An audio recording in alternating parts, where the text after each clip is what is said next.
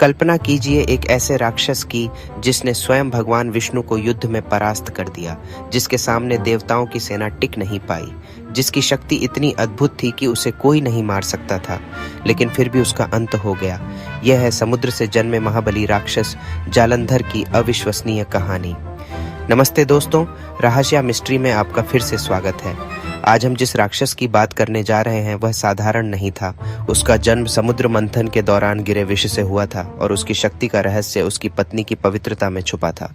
जालंधर का विवाह देवी लक्ष्मी की ही एक सखी वृंदा से हुआ था। वृंदा एक अत्यंत पतिव्रता स्त्री थी। उसकी पवित्रता और भक्ति के कारण ही जालंधर को इतनी शक्ति मिली हुई थी कि उसे कोई देवता या राक्षस पराजित नहीं कर सकता था। उसकी शक्ति का स्रोत उसकी पत्नी का सतीत्व था। अपनी इसी शक्ति के मद में चूर होकर जालंधर ने स्वर्गलोक पर आक्रमण कर दिया। देवताओं की सेना उसके सामने टिक नहीं पाई, यहाँ तक कि भगवान विष्णु को भी उससे युद्ध करना पड़ा और अकल्पनीय रूप से जालंधर ने भगवान विष्णु को भी युद्ध में हरा दिया। यह समाचार सुनकर सभी देवता भगवान शिव के पास पहुंचे। उन्होंने कहा, हे महादेव, अब केवल आप ही हैं जो इस राक्षस का अंत कर सकते हैं।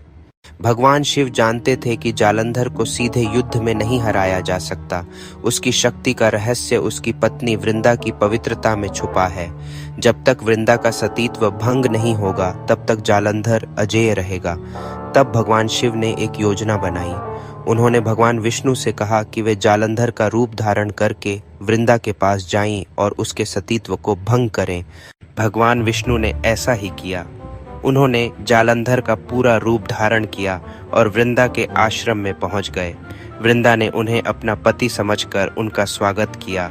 इस तरह अनजाने में वृंदा का सतीत्व भंग हो गया। उसी क्षण जालंधर की शक्ति कमजोर पड़ गई। भगवान शिव ने तुरंत उस पर अपना त्रिशूल चलाया और उसका सिर धड़ से अलग कर दिया। लेकिन कहानी यहाँ खत्म नहीं होती। जब वृंदा को पता चला कि उसके साथ छल हुआ है तो उसने क्रोध में आकर भगवान विष्णु को पत्थर का बन जाने का श्राप दे दिया। बाद में जब वृंदा का क्रोध शांत हुआ और उसे सच्चाई का पता चला तो उसने अपने प्राण त्याग दिए और अपने पति के साथ सती हो गई। भगवान विष्णु ने उसकी भक्ति से प्रसन्न होकर उसे वरदान दिया कि अगले जन्म में वह उनकी पत्नी लक्ष्मी का अंश बनेगी। आज भी वृंदा के नाम पर तुलसी का पौधा पूजा जाता है। इस तरह जालंधर जैसे महाबली राक्षस का अंत हुआ जिसने भगवान विष्णु को हराया था, लेकिन अंततः धर्म की जीत हुई। तो दोस्तों, आपको यह कहानी कैसी लगी?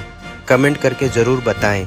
अगर वीडियो अच्छा लगा हो तो लाइक और शेयर ज़रूर करें और रहस्य मिस्ट्री को सब्सक्राइब करना न भूलें।